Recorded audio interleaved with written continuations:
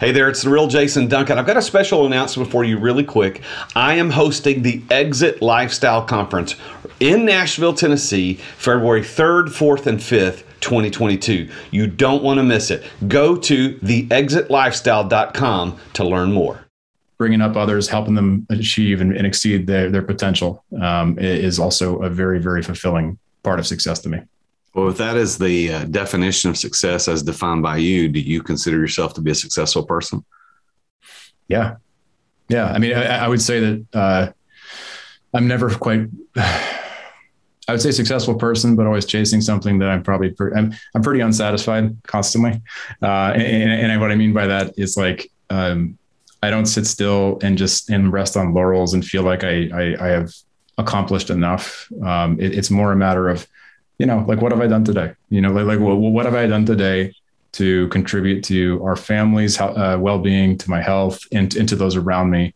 And if I can't necessarily do that every day, then am I really a success, right? Like they can't sit there and just stare at a scoreboard that existed over the last 10, 20 years and feel good about that. I mean, it's more like, what can we go do in the next 24 hours that will help ultimately lead to something more impactful for others?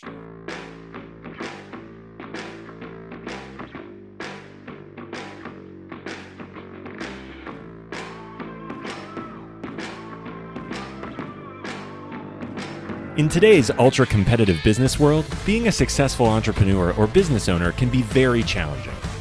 Fortunately, contemporary times have blessed us with resources for tackling those challenges and getting us to success more quickly than we could have imagined. Welcome to The Root of All Success with the real Jason Duncan, a podcast that explores how the world's most powerful entrepreneurs grow incredible companies. This podcast looks at the 5 keys to unlocking success as an entrepreneur. A successful educator turned entrepreneur, Jason's mission is to use his gifts of teaching and leadership to help others get the results they want out of life. Join Jason every week and learn the keys to grow a truly successful business. Welcome back, listeners, to another episode of The Root of All Success. I'm the real Jason Duncan, and if you're watching on YouTube, let me thank you for doing that.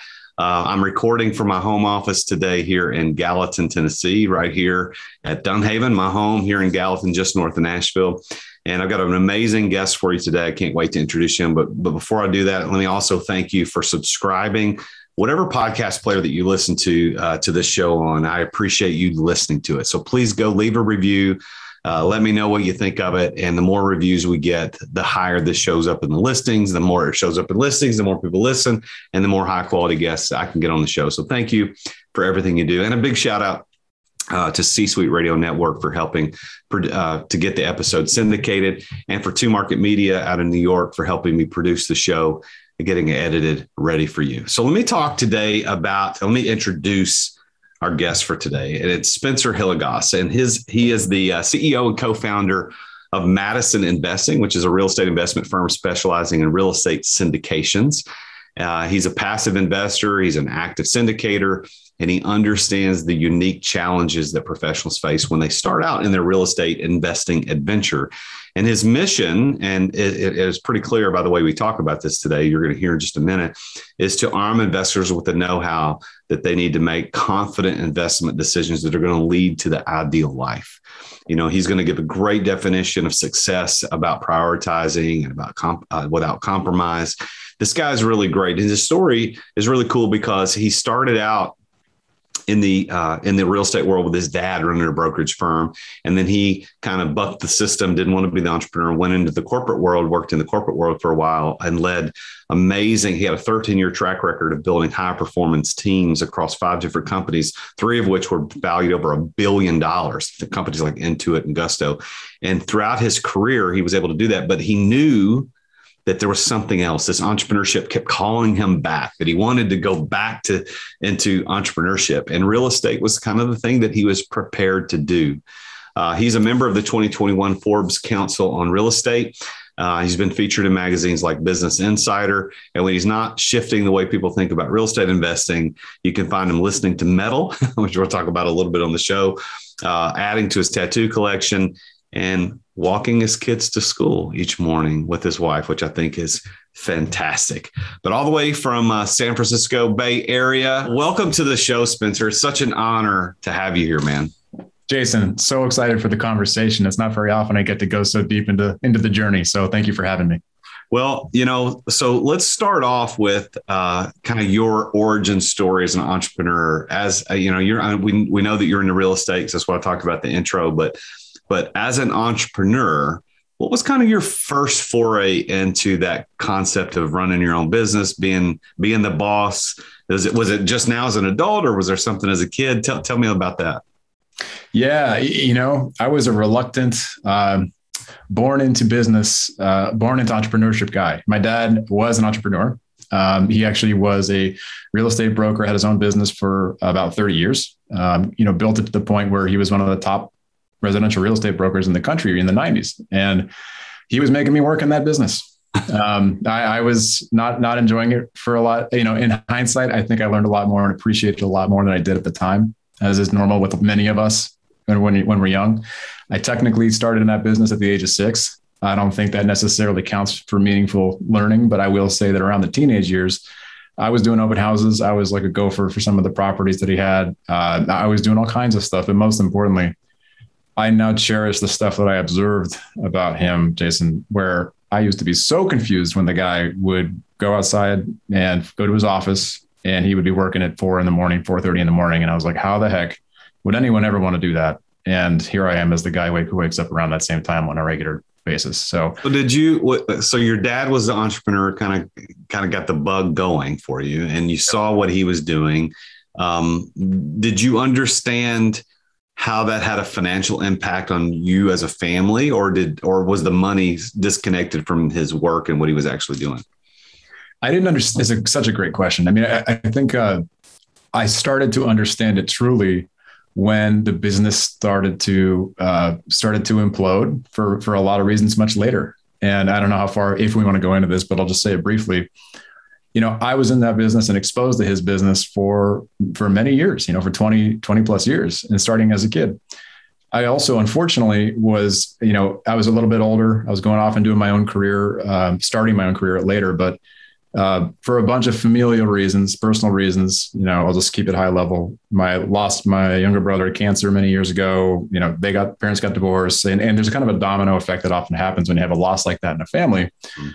And the impact was significant. I mean, that was watching our lifestyle, which had gotten very comfortable based on one stream of income, which was that brokerage business, to having it drop off a cliff, and pretty rapidly. And as a result, we downsized, we downsized significantly. And so as a result, I was probably late teens, early teens, or mid to late teens at that point. And it was pretty interesting to watch that and go through that. And I have, much younger siblings, and watching what the impact was on my family, that was intense, And so I take those learnings with me, very much apply it and keep it with me, close to me, in our own journey now. So I know that when I didn't have entrepreneur parents, my mom was a stay-at-home mom. Dad worked for AT&T. It was South Central Bell, then Bell South, and AT&T. His whole career was also in the Navy. And I never, ever knew anything about money. All I knew is we never went without. We always had what we needed. We were probably, middle class or slightly lower than middle class, but certainly not poor, obviously not rich, had everything we needed. But I now know, as an entrepreneur who owns several businesses, I've got kids, and I've got some friends who ask me, like, do your kids know that you're wealthy? And I'm like, I don't know. Like my life as an entrepreneur didn't start until I was in my 30s. And so by then, my kids were kind of a little older. And so for the last 10 years, this is kind of normal for them. So that's why I asked that question, because for kids who are raised in entrepreneur families who ultimately end up becoming entrepreneurs themselves, I'm always curious to know, did the money was there a connection with him owning his own business and money have anything? And it sounds like it had a little bit to do, but only when it went away. So that was an interesting perspective that you gave them. And I like to ask that question. Any other comments about how that might've worked out in your life? Absolutely. Yeah. And I'll aim to keep this brief, because you hit on a point I don't think most people catch. And I appreciate that a lot, Jason, which is like, I ended up getting scared away from that real estate business by working for him. I've grown up in Silicon Valley. Right now I live in Alameda, California, which is in Silicon Valley. But I went into the local business, which is tech. And my 13-year career was largely there. I was not wanting to tell my friends I worked in real estate. That's not cool around here, right? And it's such a silly thing to say, but there's an element of truth in that. I did well on the W-2 track. I worked for 5 different fintech companies, and the income that way was fine. And we've had a comparable lifestyle. However, money in and of itself and wealth in and of itself has never been my big driver. And we can kind of get into big why later, I think maybe, but for me, it came down to optionality, autonomy. These things have mattered to me greatly. And I don't think I fully appreciated that until I got deep into my leadership career, where I was working very hard in Silicon Valley startups, chasing those big exits, the Silicon Valley lottery. But to answer your question, I was not looking at his business going, man, he did well for our family, because I took it for granted, as so many people do. And it's just kind of how we work, right? And so once it went away, then I was like, oh, okay, there's something. There's a utility to this thing here. As a guy who's not chasing fancy stuff, I'm not chasing the Lamborghini. I do want to have the ability to go and drop my kids off at school in the morning, which I did this morning. That's the stuff that matters to me. The word you used, you said optionality, which by the way, first time I've ever heard that word. So that can go down in history. Never heard it said that way, but I know what you mean. And I think that word is so undervalued by entrepreneurs. Is options. So your dad, and again, forgive me if I'm insinuating way too much or inferring too much out of your story, but your dad had this somewhat successful brokerage firm, was doing well. You were watching how this is going as a young kid, as a teenager, watching him do these things.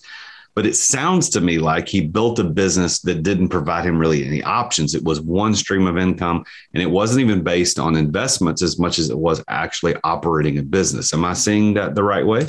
You are seeing it spot on, Jason. And I mean, that was ultimately, as an adult now, and I'm a little bit of a slow learner in some ways, I guess, Jason, because I wish I had figured out this nugget of insight much earlier. And you just hit on it spot on, which is, I look at, like, people ask about risk, when you go off and take an entrepreneurship path. And as I was leaving my W-2 job a few years ago to go do our side hustle, make it a full hustle, which is now a thriving business. They say, man, that sounds risky. And I say, well, let's define risk then. Okay. I think it's risky to have full-time employment working for someone else's company when they hold the keys to my schedule, to my active income stream. I think that is far riskier than being able to say, oh, sure. Yeah. I run my own business now. Could something happen where suddenly our business goes away?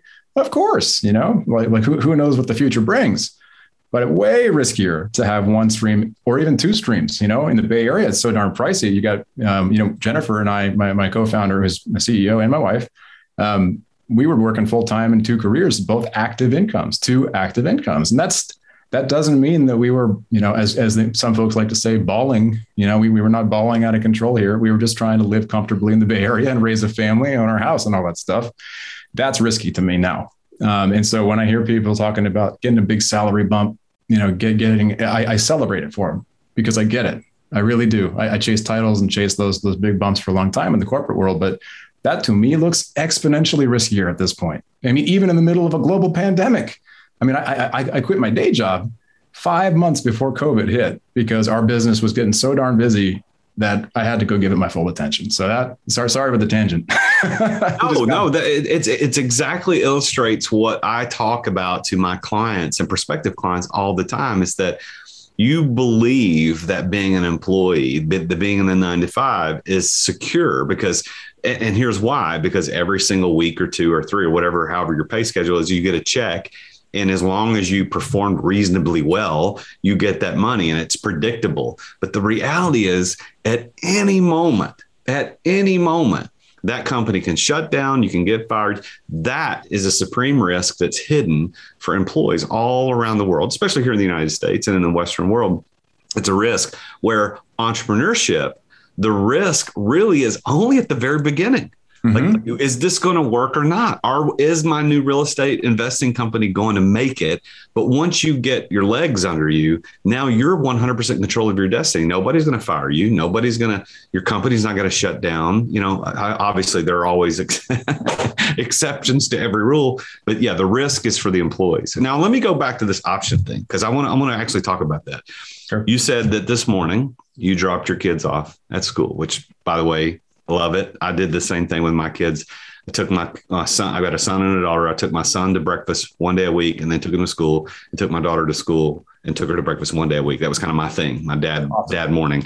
And I applaud you for being able to do that. And you said, I don't know that you said this, but I want to see if this is what you meant. You said, I would rather be able to do that than drive a Lamborghini. Like, if I had to choose, like, I would rather have that as my option. Is that what you meant? That's exactly what I mean. Absolutely. I'll even take, you can lop off a net worth zero, right? I mean, for the ability to say, and perhaps we'll get into this later, but it's a very common conversation I will have with other folks I feel humbled when they reach out to ask me for advice, because I'm still not sure I'm able to give it when as a qualified entrepreneur, but I guess I am. Is like, they're like, what should I do? And how big should I go? And I'm like, well, go as big as your ideal day dictates. And my ideal day, Jason, is actually relatively simple. I would like the option to go at some point, maybe live abroad when our kids are older, if you want to get extravagant on what I consider extravagant, but absolutely the ability to drop off like my son this morning, to pick him up, to be able to jump in and do something if necessary, like went over and even just took a tour of his school, because that's today's teacher conference day, right? Like it's that type of freedom is very much under our control now. And that is something that I think, as corny as this might sound, someone else said this to us when Jennifer and I, we actually walk our kids to school together. And some folks kind of look at us, and we've gotten questions from folks saying, wow, how do you guys do that? And it'd be like, well, we run our own company. We work really hard, but we do control when we work hard. And they said, oh, so that's how you guys flex. And I was like, what do you mean flex? And then I mean like showing off your success. And I didn't even think about it that way. I'm not a showy guy, but I was like, okay, sure. I mean, if you want to consider that our flex, then hell yes. Absolutely. I don't need the fancy car, but I do want to be able to choose, how to focus on, our family and being a great dad and being a good husband and being able to help others when I can do that. Listen, Spencer, I love that. And I don't consider that a flex. That's just a desire in life. That's what true success is about, doing what you want to do. And I really applaud that. Actually, truth be told, the podcast that it was supposed to record earlier this morning, because I record multiple shows on Fridays, the podcast I was supposed to record this morning, the guy canceled yesterday.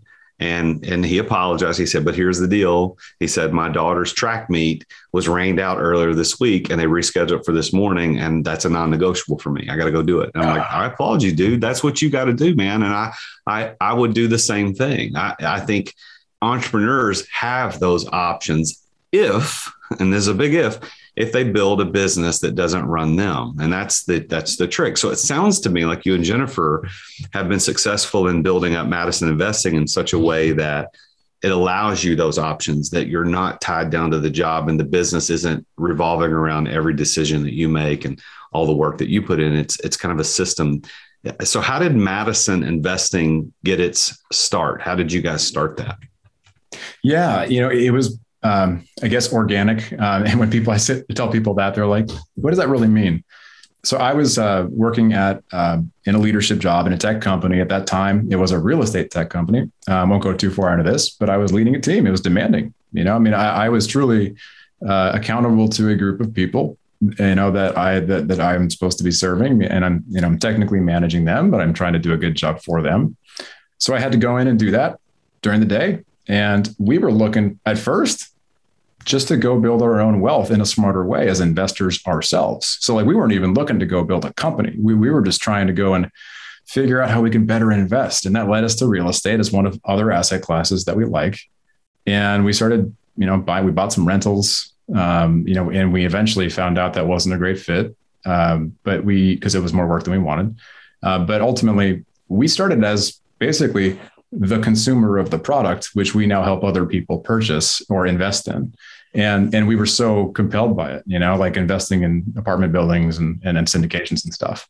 And so we did it for a couple of years. And that was a passion point just as an investor. And like, as a guy who was just focusing on my day job and building the teams and building the companies. And then eventually it was like, oh, wow. A lot of folks a lot of my colleagues were asking about it. They were, and they were like, what are you doing? Well, like, where are you putting your money? And it was just kind of light bulb moment at the same time. Like, wow, I find this stuff interesting. So interesting. I think I read 24 books in an 18-month period just on the topics related to it. And listened to 400 plus podcasts, good quality podcasts like yours, Jason. And I think I went a little overboard. It was an obsession, full out. And I started allocating every single minute other than family time and work time and the day job, capping my 40 hours, which was hard for me to do because I'm a guy who likes to go above and beyond. And I started building the business around that and partnering with folks in other states and putting together real estate deals with them. And so, and you said that you guys actually left your day jobs 4 or 5 months before the COVID pandemic really kind of got underway. But I assume that you didn't just quit the day job, then start the investing company. There was an overlap, right? So what time did you start doing your own thing kind of as a side hustle, as you referred to earlier? Yeah. I mean, I would say it's hard to pick that date because I started researching and doing all the relationship building at a certain time. We started it in 2017. If you want to count, like when was the work getting done? And I was just hustling and I was doing it on nights and weekends. When I say nights and weekends, I'm a morning guy. I was waking up at 4 for about 2.5 years, every weekday without exaggeration.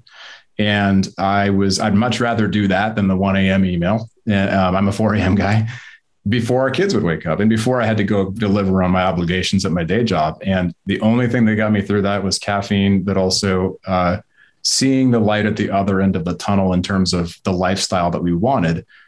And Jennifer, she didn't leave till earlier this year. So she was still doing her day job. And because she's loyal and she's a leader in her own career. And so she went and finally exited her job. But 5 months before COVID was more the moment when it was like, our company is growing and we have obligations to our investors. And I want to go out and see, let's just give this full focus. I mean, it's well covering expenses. We had great padding because of our own investments and otherwise. And that was the ripcord moment. I don't think, I don't think that the term that is currently thrown around now, I think in the last 2 weeks of like the great resignation, right? It's interesting how pandemic has actually started to create some of that more urgency around it. But man, I pulled that ripcord 5 months before COVID was even announced. And so it was ready. It was ready to go. So what's the name Madison? Is there significance behind that name? We live on Madison Street and it is symbolic because as this is our home. We've only had one home as a family and we've tried to keep it modest by design. And I think that at some point we probably will get to something bigger. But it's intentionally like a very meaningful thing for us because it's where our family's been built and it's where our business has been built. And we're like, let's just call it Madison Investing, pretty simple. I love it. Well, you've got so kind of a simple guy, right? But you got a few colorful things about who you are. One of the things to talk about in the intro is that you've got in your spare time, you like to listen to metal and you've got lots of adding to your tattoo collection. Yeah. So for those that are watching on YouTube, show your arm again. You've got a few things going on. Yeah, pretty significant sleeve on the right arm there. So what is it about metal music that is it something that just as a teenager you started to listen to, or what's the deal there? Why the affinity for metal? Yeah. I appreciate you asking me, Jason. I mean, I think it started a long time ago for me. I've been a guitar player in particular for, I think 25 years now. And started off playing in punk rock bands and metal bands. And I think to tie it back to entrepreneurship, without exaggeration, like I have always found there to be a contrarian nature within both metal and the punk stuff that I listen to. And that ethos, I have talked to a couple other folks out there in the entrepreneurship circuit who are also kind of come from that musical canvas. And it clicks with them immediately because there's this notion of just like contrarian thinking. It's not the notion of tear it all down necessarily. It's just like, why not challenge the norm? And you better believe that that's how it feels in certain levels when you have to go and kind of peel yourself out of a deeply rooted corporate career that's got its hooks into you, and you're addicted to a paycheck that comes every 2 weeks. And so, not to go off on a soapbox about the ethos behind the music, but I do think that hits a chord to me today. And frankly, I've always found it deeply fulfilling to have some kind of hobby. I think every person thrives. Like we all thrive more so when we can like channel our full focus and find that notion of flow, right? Something that takes us away from business, away from distractions, away from negativity when needed. And I just, when I get to practice playing music, and I haven't played with other people in a band in a while, but I would say that might be on the table someday. When Madison is at a certain level, I'd like to kind of get back into recording music. Now you've played on stage. You played at the band's world tour or something, right? You did that too, right? Yeah, I mean, I think it was, it was early 2000s, but it was like the Vans Warped Tour in San Francisco. Yeah, the Warped Tour. I said World Tour. Warped Tour. You're right. No, it's okay. I mean, I don't even think I think they just recently finally concluded it just to date myself a little bit. But I think that we were having some fun there for a while. I'm still very much in touch with those very good friends I was playing music with. So it was somewhat legitimate at that point. I think we even got paid for that gig, so it's. Well, then you're a professional musician. You got paid to play. Right. That's what that is, right? All you need is $1 to be a professional musician and have that count, right? Nobody's ever paid me to play. They might have paid me to stop playing, but we probably had more gigs than like that, Jason. Probably with that right there. Well, so let's talk about the success, right? So you've got a pretty successful company that you and your wife started. It's providing you the lifestyle that you and your family want. The show is the root of all success. So let's start with, let me ask you this question. What do you, in your words, Spencer, how do you define success? I think that one word, I'll bring it back to it because this is one of just 2 to 3 bullet points because I love a good bulleted list. I think optionality, and to use a different phrasing of that, the ability to prioritize the things that I think are most meaningful in life and not have to compromise on those. And I think that, whether you're Oprah, whether you're a president, whether you are anyone who has been incredibly successful in the big picture, everyone's got the same 24 hours in a day. And whenever I remind myself of that, it's a big excuse killer because that's just a prioritization comment. And so I believe the priorities to me would be, I mentioned them earlier. I don't want to belabor the point. Be a great dad, be a great husband, have optionality, and give back meaningfully in a variety of ways, not just financially, but try to be able to, coach people pro bono from time to time, all that stuff. That is what success looks like to me. I do think over time, scaling that with impact within reason is kind of the next step. I don't think we need to go, build a massive organization. I just think long-term consistent impacts and being able to help bring others up to the point where they can then make a bigger impact is really fulfilling to me. I coached a lot in my corporate career. I don't necessarily do a coaching program or anything like that formally, but being able to help others succeed has always been incredibly fulfilling to me. And so in a professional sense, bringing up others, helping them achieve and exceed their potential is also a very, very fulfilling part of success to me. Well, if that is the definition of success as defined by you, do you consider yourself to be a successful person? Yeah. I mean, I would say that I'm never quite, I would say successful person, but always chasing something that I'm probably, I'm pretty unsatisfied constantly. And what I mean by that is I don't sit still and rest on laurels and feel like I have accomplished enough. It's more a matter of, what have I done today? What have I done today to contribute to our family's well-being, to my health, and to those around me? And if I can't necessarily do that every day, then am I really a success, right? They can't sit there and just stare at a scoreboard that existed over the last 10, 20 years and feel good about that. I mean, it's more like, what can we go do in the next 24 hours that will help ultimately lead to something more impactful for others? Well, the listeners to my show will know that I speak a lot on the show about the 5 keys to success. And I want to kind of talk through those with you and see how they played into your story. And the first key that I think, and my dozens and perhaps even hundreds of interviews with entrepreneurs who are very successful, what I found is that the number one indicator for success is passion. And passion, there's 2 sides of passion. There's the passion side that's emotional, that you love it, you get juiced up by it, it's energy giving. And I think that is a huge indicator for success. But the other side of passion is the one that I think is the actual key to success. And that means that the word passion actually means willing to endure. For those that follow Jesus, as I do, you know that the passion of the Christ was referred to as that the final week of Christ going to the cross.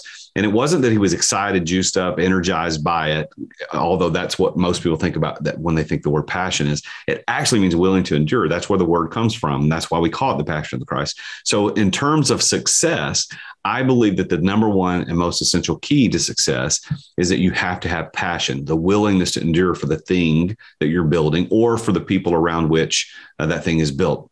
So would you agree with that? And then second of all, kind of a follow-up to that question, whether or not you agree, did that passion, that willingness to endure or the emotional side of passion play a part in your story of becoming a successful entrepreneur?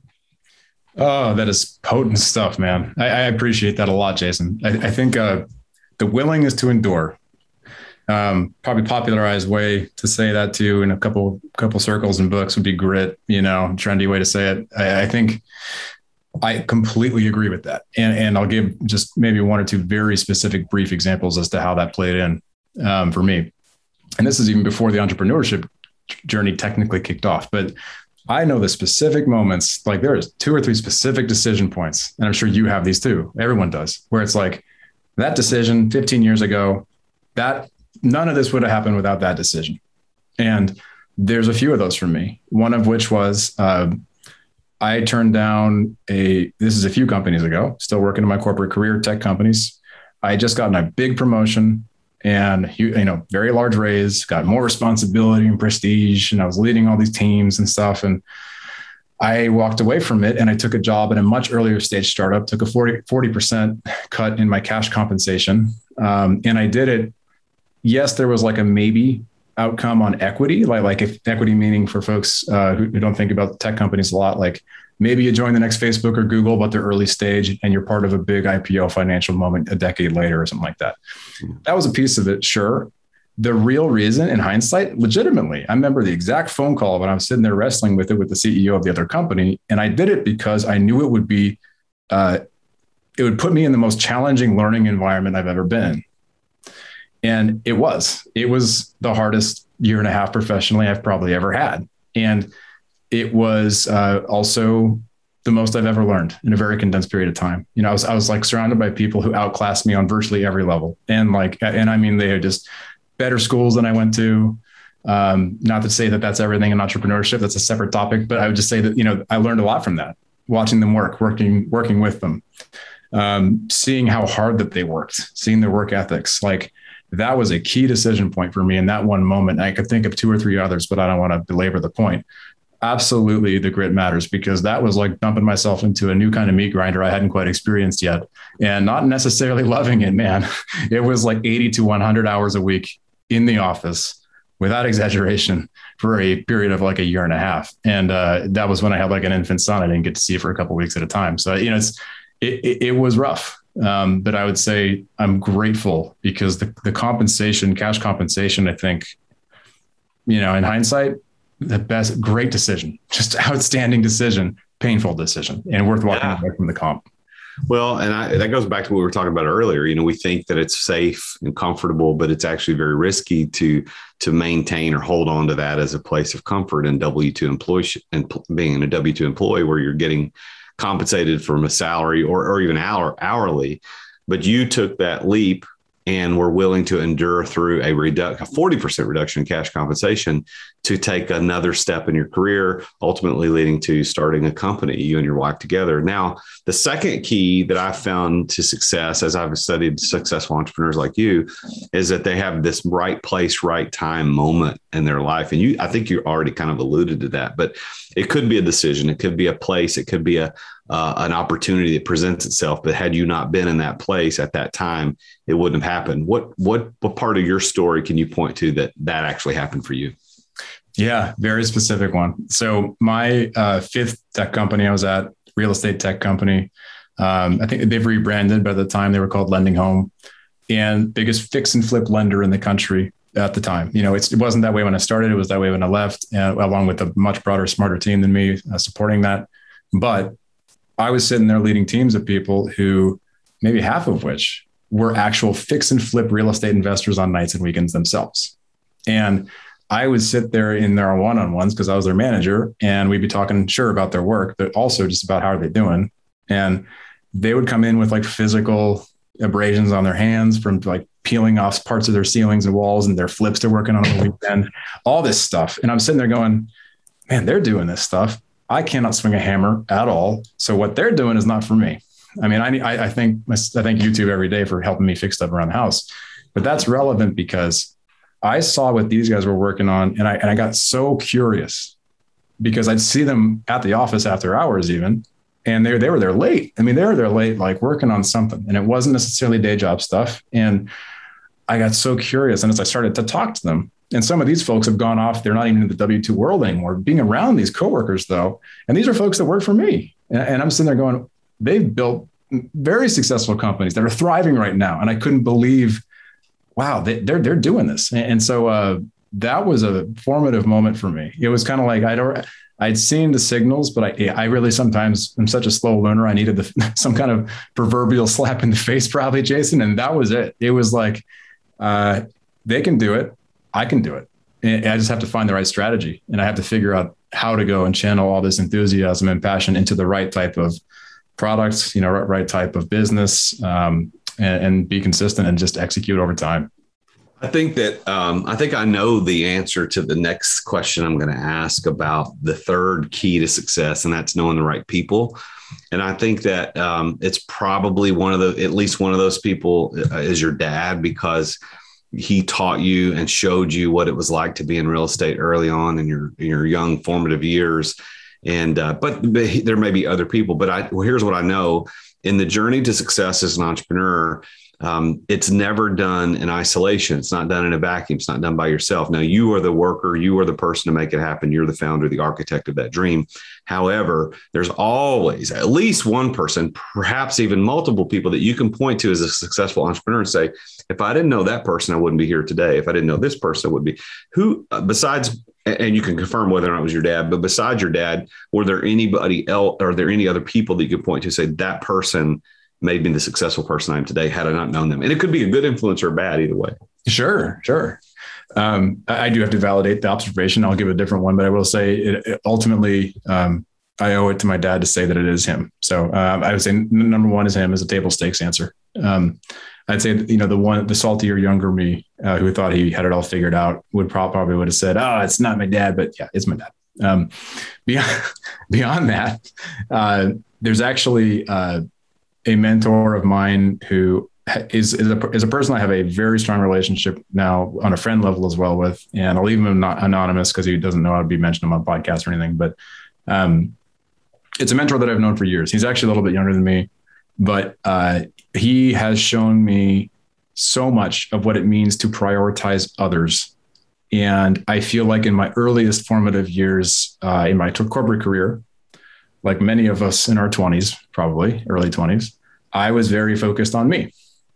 And I think that without his influence consistently over a period of time, I wouldn't have gotten that wake-up call as to how truly focusing on the serving of others is the ticket to success. And that includes financial success over a long enough period of time. And yeah, I could probably keep gushing about that, but I would just say at the core, that's really what it comes down to, is serving others and work ethic. And I'm deeply grateful for my relationship with him today. Well, I don't want to blow it up. I don't want you have to mention him if you don't, but I know the power that there is in naming that publicly, not only for you, but also for that person. So I'm going to give you one option to say his name, but if you don't, I'm going to honor that as well. But here's why. I asked this question, most of my guests, and some of the guests, I don't get into these specifics, but most of the guests, and there are times when I actually ask that question that they had not yet thought about it. And I say, well, who was it? And they'll go, wow, it was so-and-so. And they'd never thought about it. And then we said out loud, they're just it's cathartic. And then also when the person understands it, they understand their place in helping you or whoever that person is become successful. And then the bigger picture is you're that person for somebody else. And man, you'd like to know, oh, I had no idea I was that influential. So I'll give you that opportunity, but I'm not going to make it awkward. I'm going to go ahead and ask my next question. I'm happy to say it, Jason. His name is Mike Zipparoli. So, yeah. Way to go, Mike. Yeah. my man. Well, the fourth key to success, you got passion, you got to be in the right place, right time, and the right people. The fourth is preparation, and preparation is having the know-how to pull it off. And I can see very clearly, at least from my seat on this Zoom call, on this interview, is that your dad helped prepare you. Not only was he the person, but he helped prepare you by you doing those open houses as young as you were, watching him go through. And I'll use the term failure, although that has certainly lots of different implications, but the failure of keeping that business to the degree that it wouldn't allow you guys to have financial hardships. But all of that, and then working in fintech, working in real estate tech, prepared you and Jennifer to start this company that will lead you and your family for generations into a new place. What do you think about that? Is that the preparation you had to be successful? Absolutely. Unflinchingly. I mean, I think that one comment that you also made there too, Jason, because I know I've hit on the influence of my dad early on as a key contributing part of this, but I think an interesting, I don't know if you hear this at all amongst entrepreneurship circles, but entrepreneurs who have never done the corporate world thing, not to say there's any right path, because there isn't. There's no such thing as like the ideal playbook for anyone to win the business. But I would say that the skills in the corporate world that I learned and that Jennifer learned are directly transferable to entrepreneurship. And that maybe some people don't agree with that. I think that most skills in life can be transferable to other things. You just have to get creative about how you can translate them. And for us, man, common language of business for Jennifer and I, coming from two totally different industries. She's in marketing. I was in operations and sales. We have a common language in business, which means that it's been a journey to get to a CEO, COO relationship we have now. And it's not always super smooth where we can debate, but being able to talk about, top line, bottom line, forecast, financial plan. These are things that we know the same definition of. And these are things like marketing funnel. Those are things that I'm deeply grateful for, because I say that. And sometimes I catch myself because I haven't quite slapped the corporate out of me yet, despite the fact that I've been trying to do it for so long. I just assume other people know. And that's not because I'm trying to be rude. It's just because it's just been around. I've been around it for so many years, and so I don't take that for granted whatsoever. Well, it's the preparation. And that's the point. It's like, so Elon Musk, we know now, and Jeff Bezos are playing with space toys. I mean, they're trying to go to Mars, and they're going, okay, so here's the thing. That's a new business for each of them, relatively speaking. But the preparation has happened in the last 5-10 years, where you go back 20 years, they weren't prepared to go into that business, and they would not have been successful in that business. Just like for you, if you decided to go into ecological studies of some weird sea creatures or something, I don't know. I'm just making crap up, but you weren't prepared to succeed in that. But real estate, you're prepared for that. That doesn't guarantee success, but it is a key that unlocks success for you because you're prepared. And that's why I bring that up. And then the fifth key, Spencer, that I see in so many stories of successful entrepreneurs is their plan. And if you've noticed, they're all P's, right? Passion, place, people, preparation, plan. And plan was the one that I forced into a P more than any of the others, because I don't mean business plan. I mean just having the ability to think through, how's this going to work and how I'm going to finance it. So it's primarily about the financial implications. So in real estate, I think most entrepreneurs understand that real estate is a great way to make passive income. It's a great way to make permanent income. It's a great way to have almost recession-proof income, largely speaking. But you can't just go out there and say, I want to buy this 300 unit apartment complex. It doesn't work like that. There's got to be a plan. How do you get the capital to go do that? So when you guys started Madison, I know there was a slow entry because you both work in corporate jobs until you both were out of the corporate. But what was the plan financially and otherwise to get Madison Investing going? Yeah, although it was a slower ramp at first when I was trying to figure out, is this going to be a side hustle / hobby, or is this going to be something that's a business? We sat down pretty early on, and this was tough. I mean, I will say this was like a key moment for us, both as a married couple and as co-founders. We took 2 full weekends. And, obviously we had a moment where the kids weren't at home because someone was watching them for us. Thankfully, we took it this seriously. We knew enough to take it this seriously, where we sat there and we said, like, where do we want to be lifestyle wise? Like, what's our ideal day? Some people think that exercise is corny. I think it is critically important and more people should do it. Like, literally, what do you want to wake up and do? And then spend your time. What do you want to spend your limited hours doing on an average day? So we did that. And we said, what is the financial picture for our business and then ourselves that can enable that? Cool. Then we define that. So ideal day, number 1, financial picture, number 2, and then number 3, the hardest part, operationalizing it. And what that really means, instead of the fancy word, would just be how quickly can we get there realistically while also squashing excuses about having to go too fast and it's too hard. Yeah. And I think we picked a ridiculously far out number. It was like 15 years. We're like, in 15 years, we'll be at this level. And then we said, no, that's too long. And we chopped it down to 7. And in that same weekend, Jason, just to keep it brief, there was like, we were putting sticky notes on the walls about where we're at currently, the strengths, weaknesses, all that stuff. There was tears. There was laughter. There was reconciliation, and probably 2 to 3 of those cycles all in the same weekend, and that was the level of candor that we were getting into about, not everyone if you don't work with your spouse, this is probably not going to be quite that intense, I would say. You're not going to get into that with a co-founder who's not the person you're married to, but I would say absolutely critical if you do. And there are a lot of spouse leadership teams out there. So man, that was key, because we circle back to those same notes now and we refresh those. It sounds more formal than it might be, but I would say at least annually we're sitting down and we're talking about, are we on our way? And what kind of ways can we track that? That's great, man. So I want to go back to something you mentioned earlier. You said in the preparation for getting your company going, you were really intense, almost to the point of overboard, I think was the way you kind of mentioned it, was in reading books and listening to podcasts.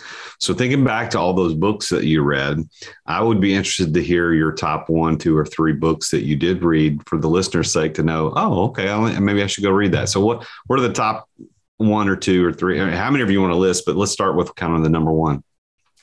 Number 1, I am a huge fan of Essentialism by Greg McKeown. Oh, that's great. Great book. Oh, isn't that a good book? It is a good book. Man, it opens, and with the guy who's taking business calls in the delivery room with his kid, and so the whole point of that book, the reason it resonates with me, is coming back to the comment of we all have the same 24 hours in a day, right? And then, so what's the real challenge? The real challenge is goals and prioritization. And that book literally gives you quotes about how to say no to people and without being rude. And that's it. I mean, that's really it. So many people stop because they don't want to say no to that trip to the bar, and at least for a limited period of time. And so that's I'm glad, you're only the first or second, maybe, well, you're not the first because I've heard it before, but the only 2 or 3 people who have ever, when I ask about great books, have said that. But I have recommended that book to so many people. I remember there's one story in that book. I'll get all the details wrong because it's been a couple of years since I read it, but about the airline disaster, the greatest airline disaster at the time. I think it was that book where the guy, the number 1 pilot in the world, and there was a big disaster. But I remember using that story out of that book in a speech I gave to a leadership conference. And I've told that story in vivid detail as told, by Greg in the book. And to the point of, for leadership, you've got to pay attention to the details, what's essential, and then leave out what's not. So I'm glad that you mentioned that. Is there another book on the top 1, 2, or 3 pieces of your list on great books that you read? Yeah. I mean, now this may feel industry specific to within the world of real estate investing, but I strongly encourage folks to read it regardless of their industry, because we wouldn't be doing this today. And I believe it is a path everyone should follow, which is a book by Gary Keller, The Millionaire Real Estate Investor. Super corny title, like most books out there in real estate. I would just say the entire category has ridiculous titles. I mean, I also pump the book with no financial implications. So hopefully Gary's okay with that. But I'll just say, the notion that people should work for their money as opposed to buy things that produce income streams for them is just a big change. It's a massive change for most people. And if that's a new concept and they're like, what the heck are you talking about? Just go pick up the book. It doesn't matter if you necessarily go the real estate way. It's just the notion of the fact, coming back to the comment from earlier, Jason, of like, is your household tied to one active income? And it really gives you illustrative examples about like, what stage of life are you at? Are you at the build wealth stage, or are you at the retain wealth, protect your wealth stage? Most people want to be in the build wealth stage. And I think unfortunately, many people don't really get to that stage or realize they're supposed to be at that stage. So that's the kind of stuff that book hits on. And I would just say, go pick that thing up right now if you haven't read it before. Well, actually, that is one real estate book I have not read, and you're not the first person to mention it. And so I feel bad about not read it, but The Millionaire Real Estate Investor by Gary Keller. He's also wrote the book, The One Thing. I think that was that was probably his most popular book. Well, let me do this as we kind of finalize our conversation, kind of bring the show to a close. I like to ask people like you at the end of these shows to speak directly to the audience. Now, there are certainly lots of very, very successful people who've eclipsed your success and my success combined, with lots of zeros on the end, who listen to the show. Then there's others that are on the very beginning stages, like you and Jennifer years ago, where you were starting this thing, but didn't really have a plan. You didn't really know how you're going to do it. I want you to speak to that end of the spectrum, all the way to the very beginning, back to where you used to be. Now that you're a successful entrepreneur, what would you say to them? What pieces of advice would you say? Do this, don't do this, read this, go there. Like, what would you say to them? Yeah, I would say that there is nothing special about the people who have made it. And what I mean by that is there's nothing unique or special inherently about the people who ultimately build massive businesses or achieve exactly what they want. And so if you're out there and you're sitting there going, well, I can't do that because I am financial analyst in a big company, or you work in retail, or you're and these are all professions that millions of people do, right? Well, I mean, across the country, across the world, you don't have to be something out of the box. You can go and learn, you can go and develop, and it really just is a matter of will, focus. And if some people have a much, much earlier starting line, some people have significant advantages starting off, but that doesn't mean that you can't go and walk that same path. It does take a lot of going outside your comfort zone relentlessly and just believing in yourself until the traction helps you get some more of that belief. Because at first you won't have the traction. So all you have is raw belief in the people around you to encourage you, and occasionally falling on your face, but you can do it. I mean, really, truly anyone can do it. It just has to do with conviction and knowing what you're going for. You know what? That's good. That's really good, Spencer. I don't think anybody's answered the question the way that you just said it. And I think I would add to that, just my perspective on it is that one of the problems in the world today is people who don't take responsibility for their own actions.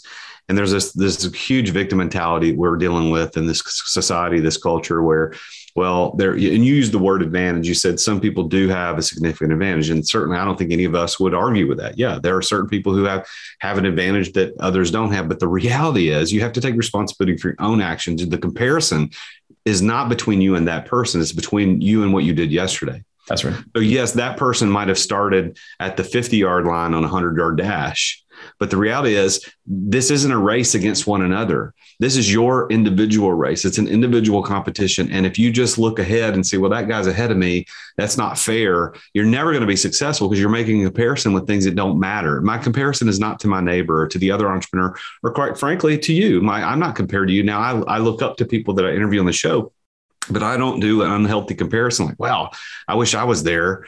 No, did I do better today than I did yesterday? And I know you didn't say those words, but that's what I was hearing as you were talking. And I love your perspective on nothing special about these people who made it. No matter what their advantage or disadvantage were, you can do the same thing. That's fantastic, Spencer. I love that. How could people who are listening right now get in touch with you if they like what they're hearing and say, I want to do business with this guy, whether investing, because you do syndications, which I talked about in the intro. You do syndications, which is where we can take our money to you and you to go do all the hard work of investing and we just get paid on the back end. But how would people get in touch with you in general? Yeah. So we have a website, MadisonInvesting.com. And yeah, you can either book time with me on there or just fill out a form and, join our newsletter. Also, I'm big on LinkedIn. I know everyone has their own social media, enthusiast, whatever platform you're down for. I'm a LinkedIn guy. And so feel free to connect. I will post on there a few times a week, but MadisonInvesting.com is the primary. And so you can find him, Spencer Hilligoss, and the last name is Hilligoss. So if when you're looking him up on LinkedIn, go look up Spencer Hilligoss, Hilligoss. And I did look you up on LinkedIn just today before the show. And yes, you obviously are putting a lot of time in there because you have a lot more followers than me. And I don't see a lot of people with a lot of that many followers on LinkedIn. So kudos. I wondered, wow, that's a lot. So what are you doing on LinkedIn? So if you're putting that much time into it, so connect with Spencer at his website, MadisonInvesting.com, or you can go find him on LinkedIn. Spencer, it's been such an honor talking to you today. And that's the joy of doing a podcast like The Root of All Success is I get to sit across the microphone or the computer or across the couch when I do them in person with some amazing people. And so, it's been a blessing to talk to you. I'm so happy for you and Jennifer and the fact that you get to walk your kids to school and stuff like that. I love it. I love that type of entrepreneurial success. So congratulations on your success. And thank you for being a part of the show. Oh, thank you, Jason. I mean, it's very rare to be able to go into like a long form and deep discussion about the journey in a way that it can actually help other people to get there as well. So thank you. You're welcome. Well, there you have it. Yet another amazing success story from a super successful entrepreneur like Spencer Hilligoss. And what I love what he said about his definition of success there is that it's the ability to prioritize without compromise. And I love that. And not only that it rhymes, I just think it makes sense. It's like your job as an entrepreneur is to build your company in such a way that you can make your priorities the way you want them without compromise. And so many entrepreneurs, unfortunately, start businesses and build them without that in mind. And the building of the business ends up running them. The business owns them rather than them owning the business. And rather than being their own boss, they become their own employee. And rather than trading the 9 to 5 for your own thing where you have more free time, you traded a 9 to 5 for a 24/7. And so I love what Spencer and his wife, Jennifer, do with Madison Investing. They built it in such a way that they can walk their kids to school and they can have the things that they want and spend the time prioritizing without compromise. And that is a great definition of success. If you are interested in learning about how to do that yourself, that's exactly what I do as a coach. I work with entrepreneurs just like you all over the world every single day and teach them how to do something I call exit without exiting. In other words, how to get your life to where it's revolving around the priorities that you want to live rather than the priorities of the business needs at the moment. It's about living the exit lifestyle, about this idea of you don't have to wait to sell the business at some point in the future to live the ideal life and to have all the time of freedom and control over your destiny the way that you think will happen one day when you sell it. You can actually do that now. I invite you to apply to be part of my next Exit Accelerator. It's a live group coaching cohort that I run, and it's a 90-day program. It's live with me and 11 other entrepreneurs from all around the world. And I show you my 4 steps that I took to exit a multi-million-dollar business so that I could live my ideal life. And if you want to do the same thing, go to exitwithoutexiting.com. Well, there you have it, folks. That's the end of another show. I'm the real Jason Duncan. I'll see you next week when I talk to yet another amazingly successful entrepreneur. And until then, remember, Jesus is King. Thank you for listening to another edition of The Root of All Success with the real Jason Duncan. If you've enjoyed this week's episode, we invite you to visit therootofallsuccess.com to access the show notes and other helpful resources. Take charge of your business. Grow it from great to incredible. Join us again next time here on The Root of All Success.